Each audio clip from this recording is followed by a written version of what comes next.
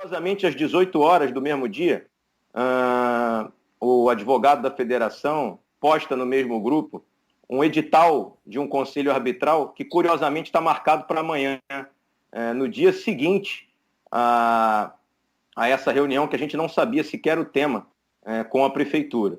Né? E esse edital de arbitral, que eu já anuncio a vocês que o Fluminense impugnou no grupo de WhatsApp e está apresentando uma impugnação formal entre hoje e amanhã, esse edital cita vários itens prevendo o retorno do campeonato e tentando alterar regras da competição durante esse período, justamente prevendo um retorno aos jogos e querendo alterar algumas regras que o Fluminense entende, por exemplo, que são impossíveis de ser alteradas, não só pelas vedações do Estatuto do Torcedor, como também pela falta de unanimidade, porque Fluminense e Botafogo não estão de acordo com essas alterações.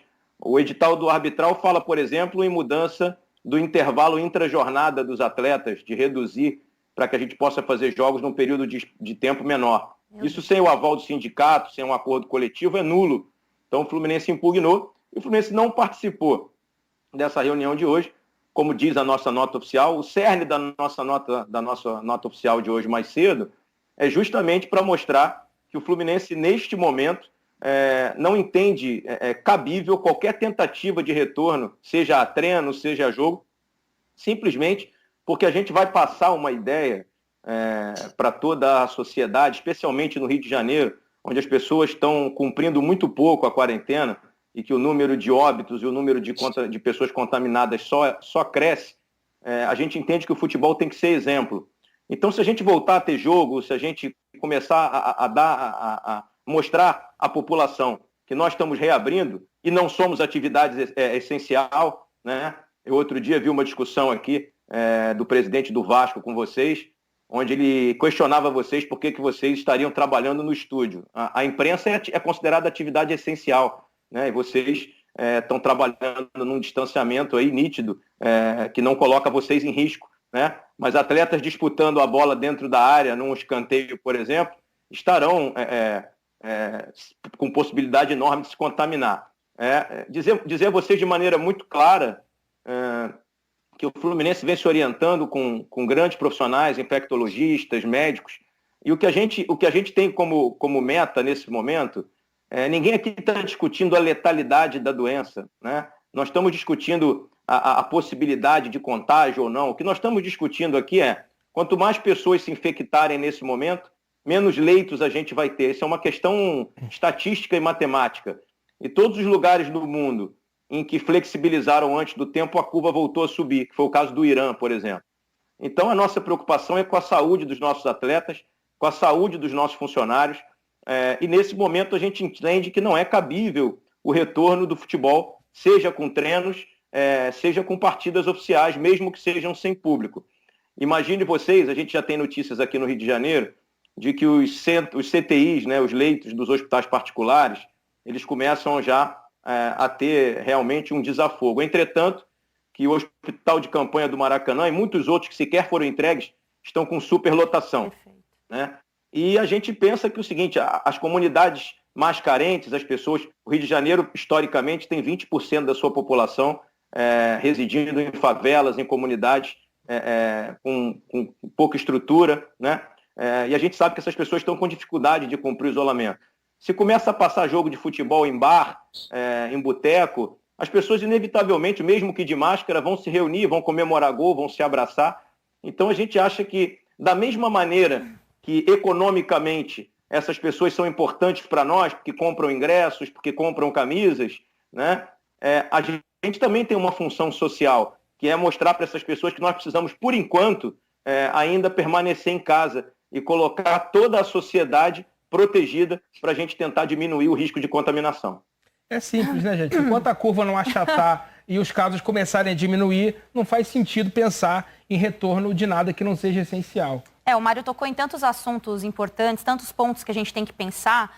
Em primeiro lugar, Rodrigo, eu acho que na semana que na quarta-feira, né, que o presidente, o Campelo e o Montenegro estiveram conosco, muita gente questionou assim, mas vocês não querem que o futebol volte. Eu acho que ninguém mais do que a comunidade do futebol quer que o futebol retorne. Jornalismo esportivo, a gente só existe porque existe o futebol. Então, assim, o maior interesse nesse momento, não o maior, mas toda a comunidade do futebol, jogador, imprensa, dirigente, todo mundo está interessado para o retorno do futebol. Porém, o retorno do futebol nesse momento se mostra de um egoísmo tão grande, e eu fico tão surpresa com as manifestações do prefeito, do Marcelo Crivella, perdão, em relação às determinações que ele passou para que retorne o futebol no Rio de Janeiro. Tem uma matéria assinada de hoje no Globoesporte.com, Débora Gares, Felipe Schmidt, Gustavo Garcia, Vicente, tem uma galera do Globo Esporte que eles assinam a matéria sobre essa reunião que aconteceu no Rio Centro, com determinações do prefeito,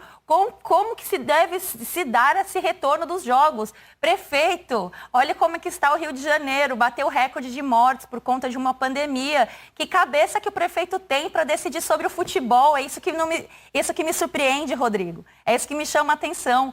Então, assim, a gente está aqui reunido para falar do óbvio. Falar que não é o momento para o retorno do futebol. Não é que a gente não quer que volte o futebol, muito pelo contrário. O Troca vive de jogo, é um programa pós-jogo. A gente está aqui falando de outras coisas porque não tem jogo. Então achar que a gente não quer o retorno do futebol é um negócio muito esquisito. Pois não, Bittencourt? Ana, assim, o que você falou, eu tenho até outras informações oriundas dessa reunião, de que inclusive o prefeito teria feito uma explanação anterior aos clubes, dizendo que a equipe científica dele vinha encontrando dificuldades para essa liberação, justamente pelo que você falou, pela quantidade de mortes. E queria pontuar uma situação aqui importante. O presidente Landim, do Flamengo, e o presidente Campelo foram a Brasília em movimentos individuais deles, tá? O Fluminense não sabia daquela ida e, se soubesse, obviamente não concordaria, mas eu não tenho que concordar com a decisão dos outros clubes. Eu tomo conta do meu clube, da minha comunidade aqui, e tento contribuir com a sociedade do futebol. E aí hoje, parece que numa matéria do GE, o Campelo teria dito que eu não fui à reunião e o presidente do Botafogo também, porque nós não queríamos nos expor. Então eu queria aproveitar aqui o espaço para responder ao presidente do Vasco, para dizer que, na verdade, a gente não quer expor os nossos funcionários e os nossos atletas a um risco de contágio grande no momento de alta da curva, e que eu também não quero me misturar. Na verdade, eu não fui, não é porque eu não quero me expor, é porque eu não quero me misturar a esse tipo de atitude que eu considero, neste exato momento, uma atitude sem nenhum propósito, um desrespeito. Eu não vou citar nomes, mas nós temos várias pessoas